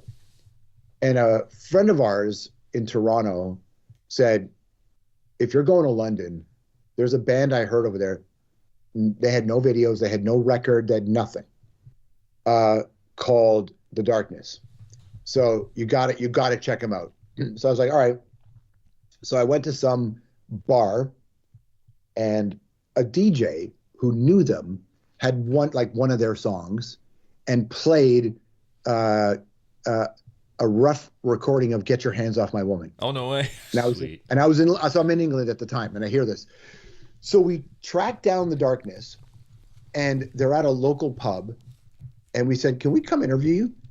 And they said, "Okay." We show up, and Justin is like, "Why do you want to talk to us? Like we don't even have an album. Like we don't." And I said, and the producer said, because I heard that "Get Your Hands Off My Woman, motherfucker" line, and this is brilliant. And our friend Janny told us that so anyway, we think and I think they were going to shoot a video for that. So they said, okay. So we went out, they were like, their kids were there, and we just did this interview on a patch of grass outside of the pub. And we went back to Canada and we put that interview on TV. And The Darkness and I loved The Darkness and still do, right? Mm-hmm. And that's how that happened in Canada. I did the first Muse interview in Canada at a video store in Toronto, way before Muse were who they are now. Mm. And they would just show up and we would just book these bands. Sometimes you don't know if the audience is going to respond, but we knew right away that The Darkness was going to be. They're so sick. Was going to be something, man, because Justin could hit those notes. Yeah, I think that video, like when I seen the video, like, because at first, I mean, pretty much everybody's reaction, I guess, is this a parody, or like what am I watching at first? But I'm like, man, the song is wicked. Like, regardless of what it looks like, it sounds good. So I mean, I'm going to listen or whatever. And I'm a big, like, classic 70s rock guy or whatever. And I was like, this is hitting all of the right boxes. And I really went out the next morning. Like, I remember because I worked at Dominion, well, Loblaws, whatever, at the mall. And I went and like, I wonder, would Walmart have that? Like, Permission to Land's Out. I wonder if it's there. And they did have it, which was kind of weird, but it was in the $10.99 rack, and that was the expensive ones because it was usually $9.99. I was like, it was an import, maybe. well, I gotta get it anyway. It doesn't matter or whatever. And I put it, I put it in my CD player, my Walkman CD player that was plugged into my tape deck in my car. And I cranked it on, and like it's 10 songs, and I drove around until it was done after work, and I was like, this is friggin' wicked. Like, yeah, I very vividly remember that. That's how I heard when I heard the first. I was in my teens and I went to a concert. I went to see Skid Row, and the opening band was Pantera, the Cowboys from Hell tour, and it was wow. And I had the Cowboys. I got the Cowboys tape and I loved it. But when Vulgar came out, Vulgar Display Power, that's what I was like. I put it in the tape deck of my car and I drove around and I listened to that tape like 20 times. I couldn't believe.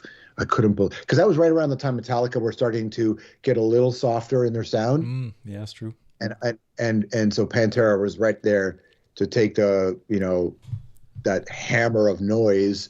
So I know that feeling, that driving around the car, listening to a whole record. Oh, I loved it. Whole tape. Oh yeah. I still do that. That's one thing I'm streaming it, but I still do it. Like, I do have a shuffle, but I don't do that much. I will admit that I'm not a shuffler really. Like, unless I'm doing nothing. Like if I'm just working and puttering around. But if I'm driving, I like to do albums. Yeah.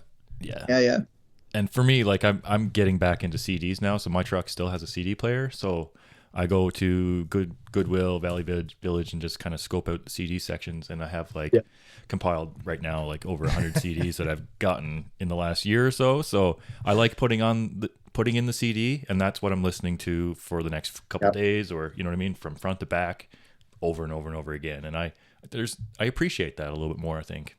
Yeah. For the longest time, I had down here, I had an old cop car with a Crown Vic, and it had a cassette deck in it. So, up until a few years ago, I just kept getting pulled over, so I finally got rid of it. But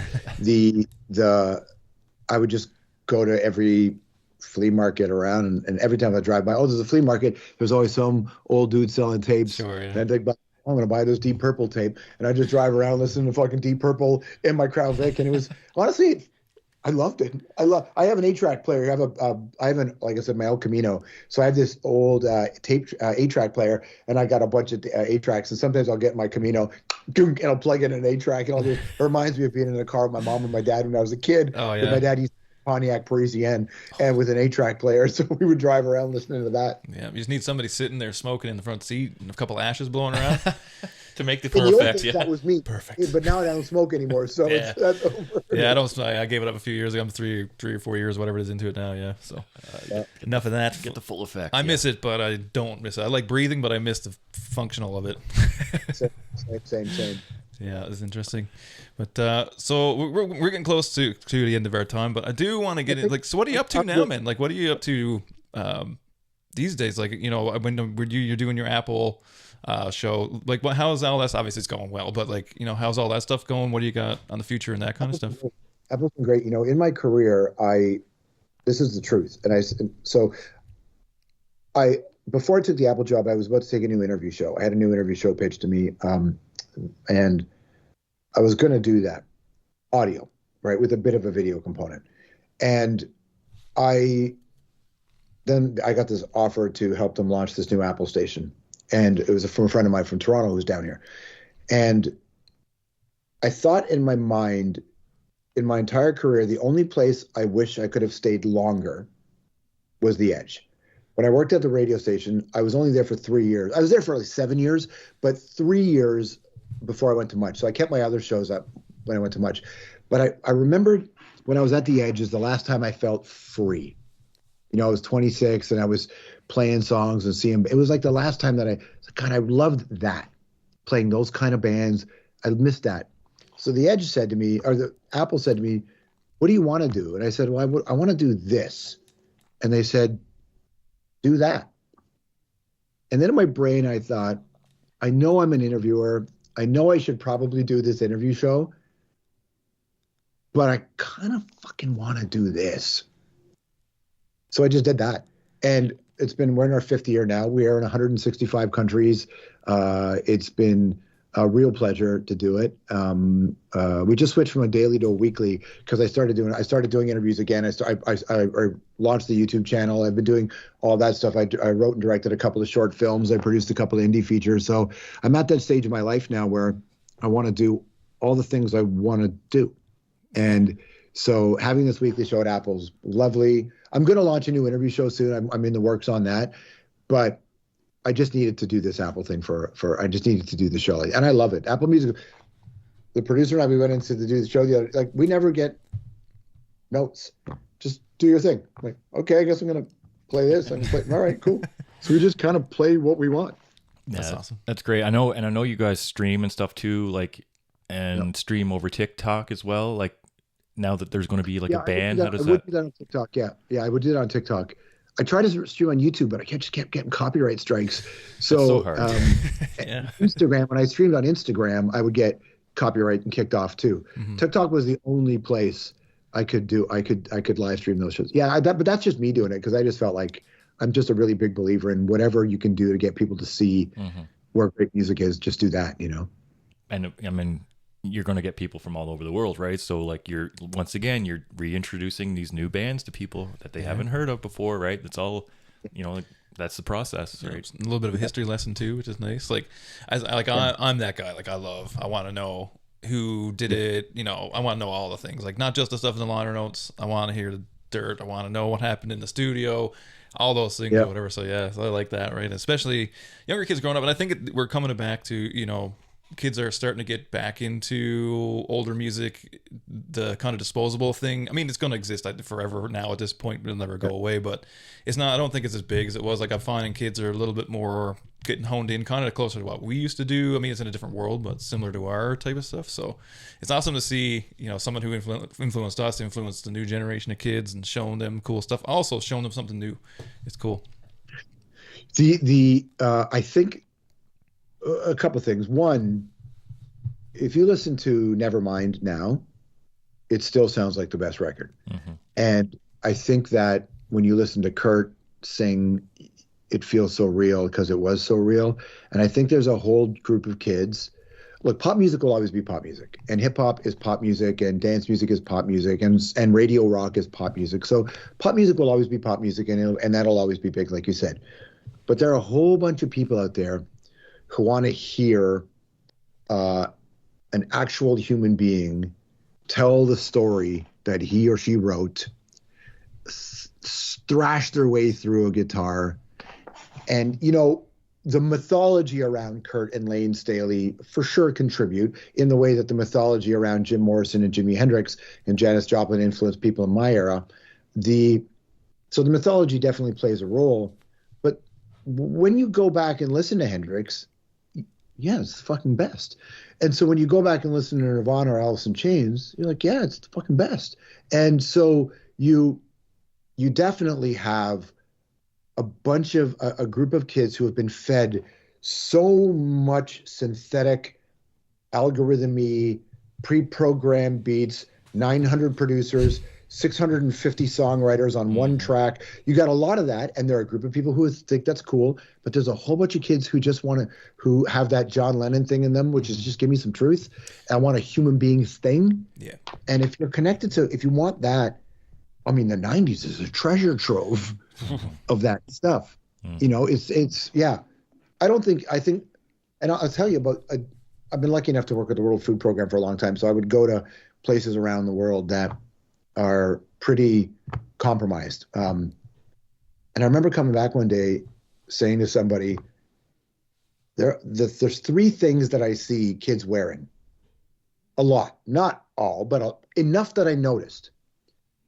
Michael Jordan stuff, like T-shirts, Tupac T-shirts, and Nirvana. Yeah. You would see that smiley face or a Kurt Cobain T-shirt, and I was looking around. I think, God, the Kurt Cobain thing it's like Jordan, Pac, and a little bit of Biggie, but mostly Pac. They're dead, mythology, all that stuff. I get it, but you could see it. And I remember coming back thinking, and then when I was doing the early days of the House of Strombo, this is about, you go back like 10 years now, right? Where 8, 9, 10 years, and it takes years for it to hit the mainstream. But I noticed a bunch of the young bands that were coming in, especially when they were girls, were playing a more dissonant guitar. And you could see it and hear it. And then I always like to see what the young artists, regardless of gender, what pedals they're using. And I started to see the Rat pedal show up more and more. Kurt used to play through the Rat. And I'm looking at it and I'm just thinking, I don't know what's going to happen, but I'm just noticing a lot of this stuff. Cut to 7 years later, everybody dresses like a 90s video. But what's funny is that when we were dressing like that in the 90s, we were just taking shit from the 70s that we found in thrift stores, right? So it's kind of that, right? It's kind of that. It's the like 30-year cycle. Like that's what I always, my mom always says it, right? Like what when she was like my age, say 35 to 40, what she found cool when she was a kid is what we found cool when we were kids, but in our own twisted way, right? Like we would take it, put our own vibe on it or whatever, right? Yeah, totally. Yeah, and I find it like grunge scene is very grunge. You know, I hate to even say it technically, but that scene in the fashion is very alternative stuff. Yeah, it's very much rooted in that. It's kind of hippie 70s culture, but you know, it's new Levi's jeans, not 70s Levi's jeans or whatever. Yeah, you had the Pixies Replacements influence one group of them, and you had Sabbath and Zeppelin influence the next group. And then that late 90s, early 2000s wave of that punk stuff that was coming, the Sum 41, you took those two influences and then you put Iron Maiden's guitars in. Yeah. And then all of a sudden you could feel like, oh, wow, this is all coming together right now. Yeah. I feel like too, like, you know, where people are fed so much of this social media kind of algorithm bullshit, it almost feels like this stuff is a breath of fresh air to them. And so for the youth of today, and that this might make me sound old or whatever, but the youth of today, they're getting their hands on this Nirvana and, you know, the grunge scene and all this 90s stuff, and they want, people gravitate to what's real, right? Like you said, it's real stuff, and it's not the Taylor Swift and the Drake, and that's fine, and that's got its place and all that. But a lot of youth, I find, are, you know, you see them with the Nirvana shirts, like you said, and it's almost like, you know, it's real to them, and it's a breath of fresh air, and it's something new that they can just take, and it's that mythical stuff that's going to keep living on forever. And I don't know anyone of today who's going to be able to be put up into that same category. Do you think anyone today is going to be, you know, held to that same regard as the Hendrix, Jim Morrison, you know, Pac? Well, I don't know about Hendrix, but I think in a way, so I remember being young and somebody had a VHS tape of Bad Brains performance. And the first time I saw HR as a young man on stage was on that tape. I had never seen anything like that, right? And the energy is what got me. So I feel like today, that kind of energy, you know, it's interesting. There's an artist called Youngblood, and there's something happening there. I don't know what it is yet, but I can see something happening in that with him. It's still very emo, so it's very polished and all that. It isn't raw, but I don't know how raw this era will be. Maybe the era after this will be raw, into more raw stuff. But Youngblood I find interesting as a persona. It'll never be the same because this era grew up with front-facing cameras, so they're used to seeing themselves all the time. And the Hendrix era, they were separate from the media. Now it's all the same. Now it's about sponsorship and opting in, whereas our group opted out. And so once this group opts out, then it'll be I think you'll see something like that happen in the weirdest way, even though she can't opt out because she is the in. Taylor Swift's the boss, right? And so I look at a lot of what Taylor Swift is doing and think, God, that's really interesting. And now if you watch those Taylor Swift videos on social media, a lot of them is the audience showing them singing and crying less than seeing Taylor. So it's more about their experience, which is very valid, but that's interesting. And I find what's happening in the Taylor world very interesting. I don't know what Taylor does. The Eras tour was one of the craziest things I've ever seen in my life, right? And so I'm interested to see what she does with it. So I feel like there's an element of, as big as she is, there's a tiny element of outsiderness to Taylor Swift, which I don't think she gets enough credit for. And I know it sounds crazy to say because she's the biggest, but she feels outsider to me. And she made the industry follow her terms as opposed to the other way around. That's pretty dope. That's pretty dope. What does Taylor Swift do in 5 or 6 years? I don't know what anybody does in 5 or 6 years because we don't know what 5 or 6 years will do. But here's what I can tell you from my perspective. Don't know if I'm right. But this next wave of kids are really into, especially the ones that are into anime kind of stuff and computer generated stuff. And you see it with K-pop where there's like, it's an industry behind one band where it's a company. AI is going to be their primary, AI generated music will be their primary stuff. AI will never replace Eddie Vedder or Stone Gossard. Never. What you want from a Metallica show and a Pearl Jam show, even the young kids at that Pearl Jam show, they will never get that from a generated album because a generated album doesn't have an experience. And what is human is to have I believe humanity is an experience. So there will be a whole group of people who, and I think a lot of the pop and the dance and the hip hop, a lot of it, not all of it, the stuff that is very industry will be very generated. Then there will be a whole other group of people who don't want that. So I think that's what's coming. And then that's where you're going to find a space for somebody to really, to really do it. The next Kurt, I mean, they said there would never be another John Lennon, right? They said there would never be another Jim Morrison. So there's always a thing. For the longest time, Manson, I think, was the most interesting guy in that space, but obviously he's not that guy for lots of reasons. And I don't know who will do that next thing, but I know that the environment is primed for somebody who's real. Primed for somebody who's real. And metal, by the way, and punk, always the same. Like we always have there's always metal and punk is still fucking the dopest because that ain't our shit. When I heard some AI generated metal tunes, I was like, yeah, it totally sounds good. But it ain't Hell Ripper where he plays every instrument by himself, And so, and Hell Ripper's new, and there's a band out of, I think they're from Wales, called Venom Prison, this gnarly death metal band. This woman called Larissa is the singer, and I'm not going to go see an AI version of that.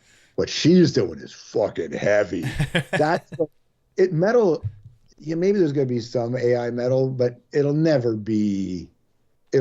replicate the feeling of seeing Behemoth yell "Hail Satan" live. Like exactly. Never, man. No. You know, so I think the genres I like are going to be completely fine. Honestly. Good. That's awesome. I'm always intrigued about to hear what people think is coming, especially with AI on the horizon. It's not even on. It's here. It's already here. It's too late, kind of thing, stuff like that. So yeah. I find that stuff interesting. Yeah, you'll have generated backing tracks and stuff for sure in metal, and you'll hear that stuff. But you'll never replace the story. You'll never replace the human experience. No, I agree with that. My friend. You know that Rancid song where he says, where Tim yells, "Hanging on the corner of 52nd and Broadway, the cars pass by, but none of them seem to go my way. New York City, I wish I was on the highway back to Olympia." Like that that feeling, I'm having a hard time understanding that feeling that he sings. If you've ever been broke and you've ever felt misunderstood and you've ever felt that, and you hear Tim's warbly voice do that, and then you hear Lars and Matt on the chorus, no computer will ever know what it was like to be broke and be in a city you shouldn't be in. This is true. It'll never, because it'll only be reflecting back what somebody else had. Yeah. So, and I'm not against generative AI. I'm not against any of that. It's just, that's like being against the sun rising. Here we are. I'm against the C-suite and the shareholders who are shoving this shit down our throat so they can fire people, so they can make more profit and convince a whole group of working class people that they're on their side. I'm against that shit. But how I feel when I hear Rancid, there's no fucking way. There's no way AI is going to ever make me feel the way I feel when I go see Napalm Death live. There's just no way. Yeah. And you can't replicate the fact that some of these bands grew up single parent homes and had to fight their way to get what they had and to save up all their dollars to get their first guitar and be on the road in a piece of shit Ford van with they're on the borderline carbon monoxide poisoning every night and stuff like that. You don't get that kind of thing from AI, and that's I think what makes it some of these bands so special and some of the songs so special, right? Totally. And there's a whole bunch of people who like music but don't think about it the way we do. And so for them, that's going to be great. They're going to be able to listen to an AI generated song and they'll never have to worry about that musician that they love suddenly saying something they disagree with politically, right? So it's easy. It's easy. And it will be for the people who like that kind of stuff. And so I'm not knocking it. But it will never, because the kind of music that I like, for the most part, they're not doing Taylor Swift era shows, with the exception of U2 and Metallica. Yeah. And Pearl Jam and Springsteen. But that's like very few of them play for, very few of my favorite bands have ever played for bigger than 80 people. They play in a fucking basement in a church in my old neighborhood, and they're still my favorite bands, Yeah, no, that's awesome. So we'll bring it back to you because I wanted to talk to you a bit before we get going about Gord Downie, of course. You had the privilege, the honor of doing one of their final interviews, and of course, like the doc and a couple other things that you were involved with there. What was that experience like, especially during that time, like for you being a friend, you know what I mean, the whole thing kind of thing? Hard, man. It was hard. Losing Gord is hard. And because he was a North Star, right? And when you lose a North Star, when that star burns out, you get the afterglow for a long time, and those are Gord's lyrics and his messages. And so we still have that.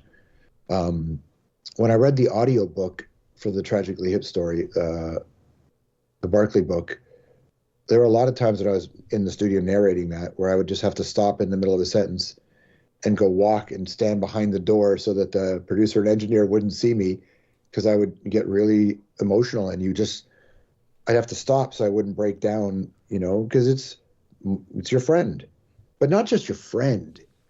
He's just really one of a kind, right? Really special. And so it was hard, but goddamn those songs, man, those lyrics. What I like now, because the hip were so ubiquitous in Canadian radio, they were everywhere.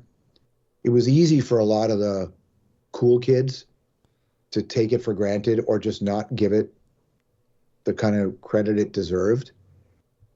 And now, when you go back and listen to some of those songs, I see a lot of people who maybe didn't quite connect to the hip really feel it. I got to host a Canada Day show in London at Trafalgar Square, and the hip played it. And there were thousands and thousands of Canadians in Trafalgar Square. This is 2013, packed. And I remember going on stage, and I paused for a second, because very few people they told me this too, that almost nobody gets to introduce the hip on stage.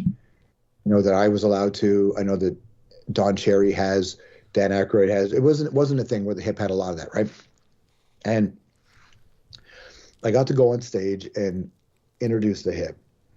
And Gord was standing side stage in a seersucker suit and just looking dope.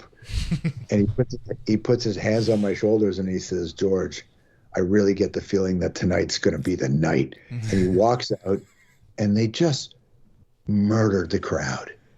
And, because Canadians living in England, you miss home, and the people crying and then there were usually, my favorite part was like that one dude who brought his English wife or girlfriend to the gig, and or sometimes it was a Canadian girl who brought her British boyfriend to the gig, or girlfriend to the gig, or boyfriend, whatever, and you could tell that, and they didn't grow up around the hip, that they were not prepared for the energy of seeing the hip outside of Canada when you haven't been home for a long time. I've seen a lot of bands in my life all around the world. I've seen wild shows in small clubs in Haiti.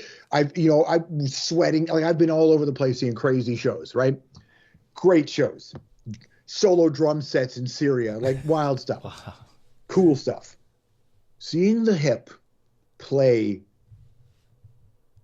in another country where one person in that relationship is not from Canada, and them looking at their partner. Like, I almost get emotional talking about it now, because there'd be a guy screaming out, or a woman screaming out, and get Ry Cooder to sing my eulogy at this huge, huge volume. And then there's people looking at it like, what am I? This is like part revival, part cult, part fucking insanity, part bar band show, am I watching a spoken word experience? And like, there's just nothing like that. There's just nothing like that. So yeah, losing Gord was just like, oh my God, there are a lot of great bands in the world, but there's nothing like this.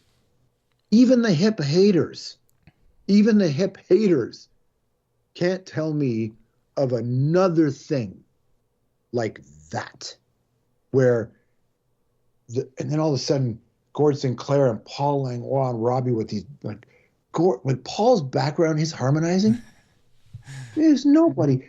This fucking everything was happening at a hip show, and then to have that experience about being so far away, like there's just nothing like that, Yeah, so I mean, you miss the personal stuff, but then you realize that the culture will never have this. And I hear hip haters all the time, and it's because, fucking all the media and the coverage, and like, shut the fuck up. You do not know what you're talking about.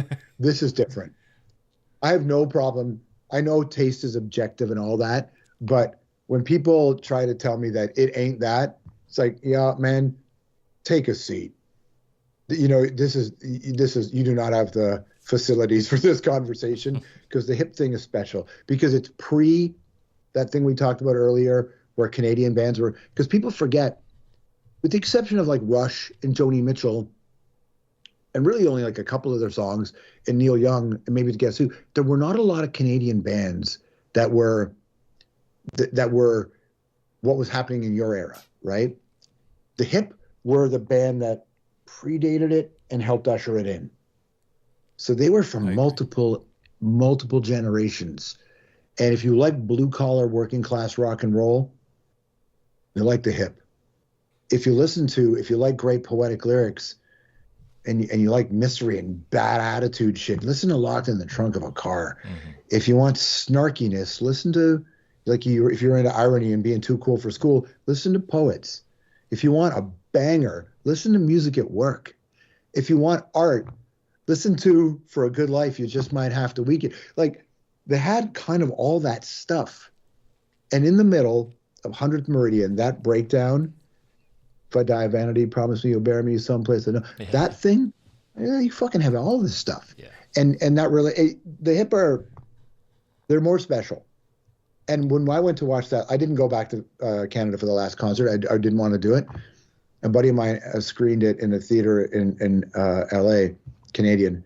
And I went I stood in the back of the theater by myself, standing up, leaning against the wall, loving it but not enjoying it, knowing what was coming, and crying through the whole show, and just thinking, God, we're never gonna. This must be what it would have been like when people lost John Lennon. You know, like it's we're just not gonna have this again. Just never gonna have this. You might have cool shit, but you're never gonna have this, because Canada's not the same. It's from a changing era of Canada, and the country's not the same.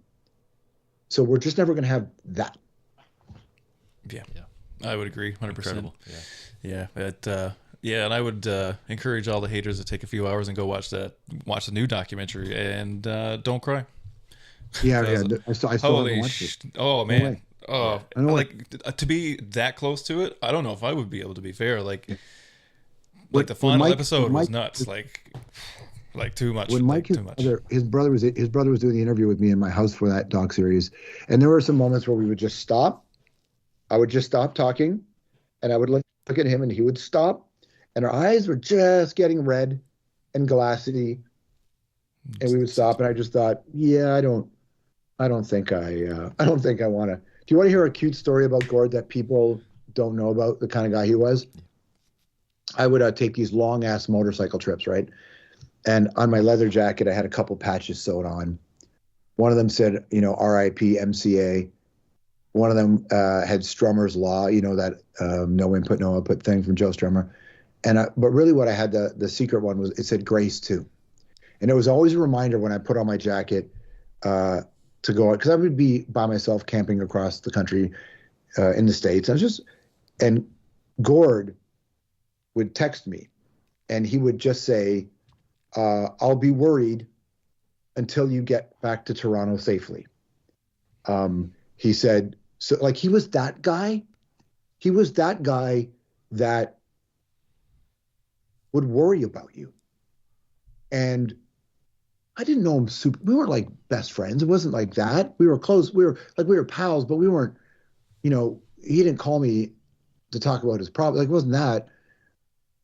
But he's the kind of guy that would worry about you and just shoot you a little message to make sure that, hey, keep safe tonight on a road trip. That's the little things those are the messages you miss, that little thing where you're like, oh yeah, that guy was just a dude. He was just a cool dude, man. Yeah, that's the person there. Like, that's the actual person, right? That's Yeah. different. Yeah, that's beautiful, really. Like, that's a real friend, really, right? Like, Yeah, totally. Yeah. As much as you say you might not be close, that's a real friend, though. Yeah. But yeah, man, we'll end it on that. Yeah. That's a beautiful sentiment to end on. But we really appreciate it, dude, for coming today. Yeah. Sitting and talking with us, and doing it on short notice too. Love that. Awesome. So thank you. I appreciate you guys. I really do appreciate you having me on. Thank you. Hope that was okay. Hope that was what you guys are going for. Absolutely. Yeah, dude. Yeah, we just Love like to sit and shoot shit kind of thing. Just get. I tend to ramble and tell stories, and sometimes I don't want to bore you with the details, but sometimes I want to weave you into what this is, what actually happened. No, man, that's perfect for me, perfect. and that's exactly what I'm looking for. I love hearing the it's about stories. you, not about me. Yeah, it's. I mean, I want to live vicariously through you for a little bit, so I love it. Yeah. I appreciate it, man. When are you guys going to post it? What's the plan? So this will be next week's episode now. Yeah, we had a follow through yesterday. We kind of just taped some random nonsense or whatever, but we'll put it up, so it'll be Thursday next week. So what is that, the 20... Or Wednesday next week. Or Wednesday next week, I should say, yeah. 28th or whatever it is. Yeah, so next Wednesday it'll be out. Or 22nd, I should say. And we'll post it. We'll make some clips eventually and stuff, and tag you in it if you don't mind. And stuff. Shoot me links or clips or whatever you want, and then I'll try to we'll try to coordinate where I can make sure I can drive some attention to it as well. Not that I'm gonna, you don't need me to do that, but I'm happy to be a part of it. We appreciate it. Appreciate it, dude. Like so much, and thank you for everything, especially. Especially back in the day for MuchMusic and stuff like that. I mean, that was a huge influence on a lot of stuff that now that we're 40, if you kind of had the look in this room, you'd probably laugh because it's probably very similar to what you have in your house right there. Oh yeah. No, that's great, man. That's great. Yeah. Most of the art in my house is like old satanic shit or biker shit. That's what I have now. It's got a lot of like crazy. I looked around the other day and I went, God, I got a lot of satanic shit in this. I was like occult because of metal. Yeah. Like I got a lot of horror stuff. God, I gotta get rid of this shit. I get so much of that. Get some fancy decor in here. Awesome. Thanks, Man. guys. I appreciate it, man. Really appreciate it, man. Thank you so much. And yeah, we'll reach out again, and we'll get you back on again sometime. If you ever want to have me back for part 2, just let me know. Yeah, dude. Oh yeah. Always. Thank you so much. Awesome. Thanks, guys. Thank you so much. Peace.